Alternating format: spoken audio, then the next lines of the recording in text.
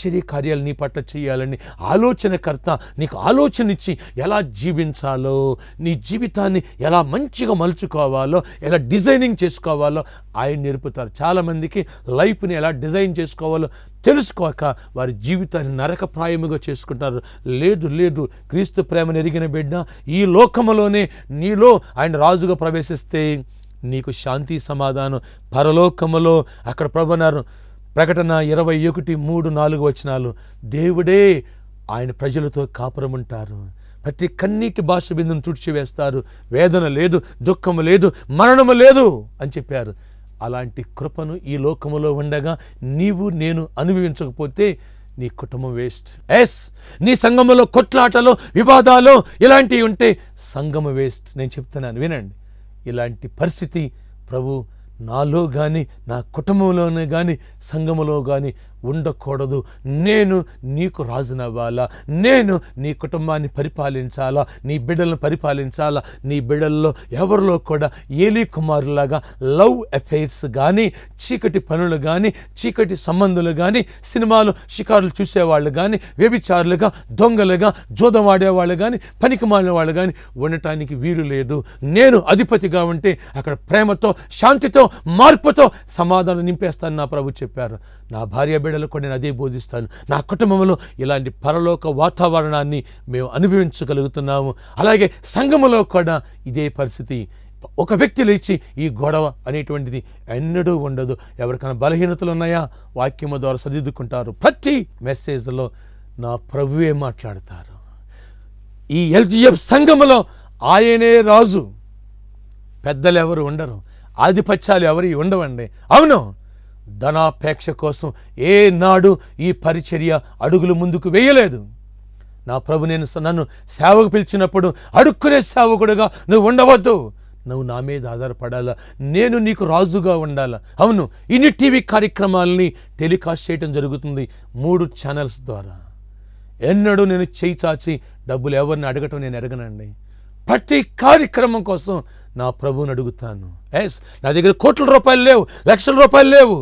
2 సూట్లు ఉంటే ఆ సూట్లు మార్చుకుని, ఆ టైలు మార్చుకుని ఈ కార్యక్రమాలు నేను ఆరంభించాను. నేను అవును నా ప్రియ సహోదరి సహోదరుల, నెక్స్ట్ వచ్చే కార్యక్రమాన్ని ఎలా నడిపించాలా, దానికి ఎలా మనీ పే చేయాలా అని నా ప్రభుని అడుగుతాను. అలాగే నా కుటుంబంలో కూడా ఉదయమే నా బిడ్డలతో, సాయంత్రం నా బిడ్డలతో పరలోక వాతావరణం అనుభవించాలి. సంఘములో ఎంతమంది ఉన్నా సరే వారందరికీ సమీపంగా ఉండటానికి శ్రేష్టమైన వర్తమానం వారికి అందించాలి. ప్రభువా, జీవజల ఓటలు నా దగ్గరికి బిడ్డలు ఎందరో వారి అవసరాల్లో వస్తారు, వారి అక్కర్లో వస్తారు, బాధల్లో వ్యాధుల్లో వస్తారు, ఆత్మీయత అనేది వాటిలో కృంగిపోయి పాపంలో పడిన వారు వస్తారు. వీరందరితో మీరు మాట్లాడాలని ఆయన మెసేజ్ ఇచ్చే వరకు ఆయన పాదాల చెంత కూర్చుని ఆ వర్తమానాన్ని పట్టుకుని రాజు వలె నేను ఆ డయాస్ దగ్గరికి వెళ్తాను. ప్రతి బిడ్డ వచ్చి చెప్తారు, ఈరోజు ప్రభు మాతో మాట్లాడారు, మా అవసరాలు ప్రభు తీర్చేశారు, మా కుటుంబాల్లో పరలోకము ఏలుతుంది అనే మెట్టుకి వారు వస్తారు. అవును నా ప్రియ బిడ్డ, సహోదరి సహోదరుడా, నీవెందుకు ఈ మెట్టుకి,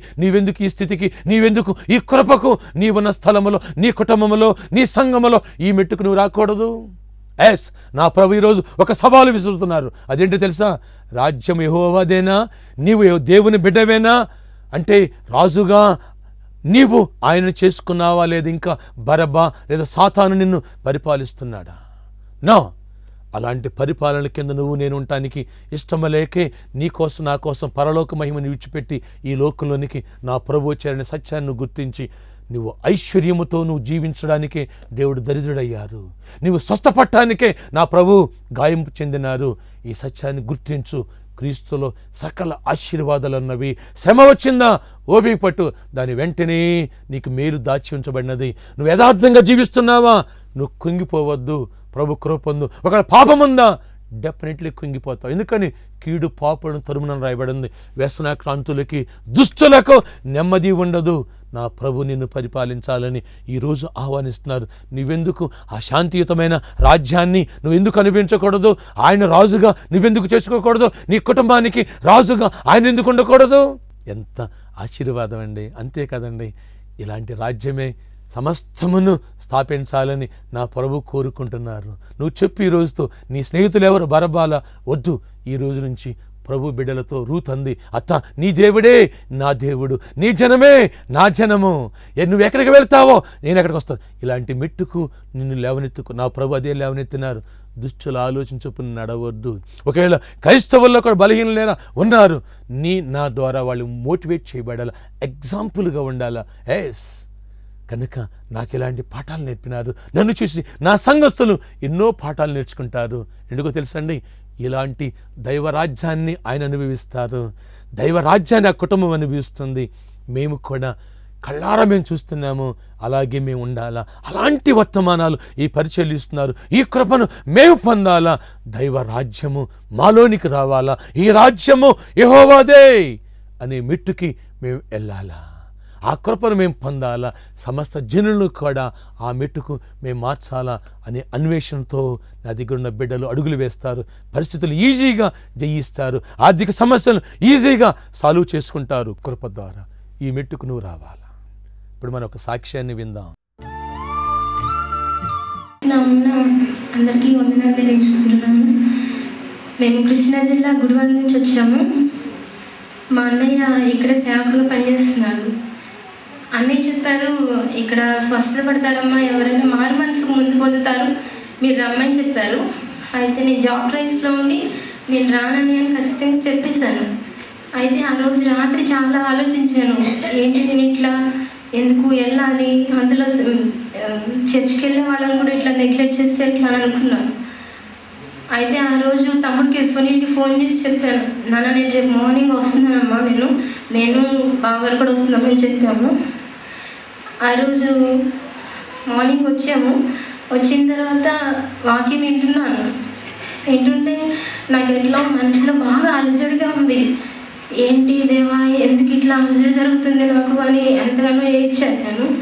అయితే ఆ రోజు బాగా ఒళ్ళంతా మంట వస్తుంటే నాకు ముందు నుంచే లాస్ట్ ఇయర్ జనవరిలో టైఫాయిడ్ మలేరియా వచ్చింది, సివియర్గా వచ్చింది. అయితే యాంటీబయాటిక్ తీసుకున్నా, 1 గ్రాము బీడీ తీసుకుంటే 18 days తీసుకుంటే అది నాకు మొత్తం బాడీ అంతా పాయిజన్ అయిపోయింది. మొత్తం ర్యాష్ వచ్చేసింది, వాళ్ళంతా బ్లాక్ అయిపోయింది. చాలా తగ్గిపోయాను నేను, 70 kgs ఉంటాను నేను లాస్ట్ టైం. అర్థం చేసుకుంటూ ఉండేదాన్ని, ఎన్నో హాస్పిటల్స్కి వెళ్ళాను. చాలా దాదాపు 40,000 వరకు మెడిసిన్ కూడా వాడాను ఈ ఇయర్లోనే, కానీ నాకు స్వస్థత జరగలేదు. అయితే అంకుల్ మెసేజ్ చెప్పేటప్పుడు ప్రార్థన చేసుకుంటా ఉన్నా. మెసేజ్ విని చాలాసేపు ఇక్కడ చాలా ఆరాధన జరిగింది. మా సంఘంలో అలా ఆరాధన ఉండేది కాదు. ఆరాధనలు ప్రేయర్ చేసుకుంటే బాగా సివియర్గా వచ్చేసింది, బాడీ అంతా ర్యాష్ వచ్చేసి మంట, చాలా ఇబ్బంది పడ్డాను. అయితే దేవా నాకు ఈరోజు స్వస్థత దయచి అని ఎంతగానో ప్రార్థన చేసుకున్నాను. మార్నింగ్ 9 నుంచి 11:30 వరకు నేను బాగా ఏడుస్తూనే ఉన్నాను. భయంకరమైన మంట వస్తుంది. లాస్ట్ టైం నా మ్యారేజ్ అయిన అంకుల్కి ఫోన్ చేసినప్పుడు కూడా చీకటి ఆత్మలను దూరపరుస్తున్నానని ప్రేయర్ చేశారు. నేను అప్పుడే అనుకున్నాను నాలో దురాత్మ ఉంది. ఎంతగానో మా మదర్ కూడా చాలా ప్రేయర్ చేశారు. అయితే నాకు ఇక్కడికి వచ్చిన స్వస్థత జరిగింది. అంకుల్ మెసేజ్ని బట్టి నేను స్వస్థత పొందాను. నీకోసం ప్రార్థిస్తున్నాను. తండ్రి నీకు వందనాలు. ఎవరైతే ఈ ప్రార్థనలు ఏకీభవించి రాజ్యం యెహోవాదే అనే మెట్టుకి ఆశించి అడుగులు వేస్తున్నారో కృపలో లేవనెత్తండి, కృపలో భద్రపరచండి. సాతాను వారిని పరిపాలించడానికి వీలు లేదు. మీరు పరిపాలించాలి, మీరు ప్రవేశించాలి. వారి పాపాన్ని ఈరోజే ఒప్పుకుని విడిచిపెట్టి మీ ఇష్టానికి అడుగులు వేసే కృపను దయచేయండి. వారి కుటుంబాల్లో శాంతి సమాధానం దయచేయండి. ఎన్నో విడిపోయిన కుటుంబాలని కట్టండి. ఎంతోమంది బలహీనంగా అనారోగ్యంతో ఉన్నారు, వారిని బాగు చేసి స్వస్థపరచండి. ఎంతోమంది ఆర్థిక ఇబ్బందులు కృంగిపోతున్నారు, వారికి మీ ఆశీర్వాదాన్ని ఇచ్చి ఈరోజే గొప్ప దీవెన దయచేసి మహిమ చెందండి. ఎగ్జామ్స్ ప్రిపేర్ వచ్చిన మా బిడ్డల్ని దీవించండి. నిరుద్యోగులకి అద్భుత కార్యాలు జరిగించి జాబ్స్ మీరు దయచేయండి. రక్షణ లేని వారిని రక్షణ నడిపించండి, కృపనివ్వండి. యేసు నామం పేట ప్రార్థిస్తున్నాను తండ్రి, ఆమె. దైవ సన్నిధి మీకు తోడుగా ఉండును గాక, ఆమె. చాలామంది ఇంత మంచి వర్తమానాలు దొరుకుతున్నాయి. పంజాగట్లో ఈ ఎల్జిఎఫ్ చర్చ్ ఎక్కడుంది అని నాకు ఫోన్ కాల్ చేసి ఈ టిన్ స్పీటర్స్లో చాలామంది అడుగుతున్నారు. పంజాగుట్టలో ఫ్లైఓవర్ బ్రిడ్జ్ ఉంది. ఆ బ్రిడ్జి దగ్గర నుండి అమీర్పేట మెయిన్ రోడ్ సైడే 4వ కరెంటు స్తంభం దగ్గర రైట్ సైడ్ SST పాయింట్ అన్నట్టు దాని బ్యాక్ సైడే LGF చర్చి ఉంది. మీరొచ్చి మమ్మల్ని కలుసుకుని మరింతగా దైవ సందేశాలు విని బలపడవచ్చు, దీవించబడవచ్చు. ఇట్టి కృప దేవుడు మీకు తోడుగా దయచేయనుగాక. ఆమేన్. ఒక నిజమైన క్రైస్తవుడిగా నీవు జీవించాలని ఆశిస్తున్నావా? దేవుని కృపలో బలపడి ఎదిగి అత్యధికమైన ఆశీర్వాదాన్ని పొంది దేవునికి దగ్గరగా జీవించాలని నువ్వు కోరుకుంటున్నావా? అయితే రండి, layman's gospel fellowship, Panjagutta cross roads. ప్రేమతో మిమ్మల్ని అందరినీ ఆహ్వానిస్తున్నాము.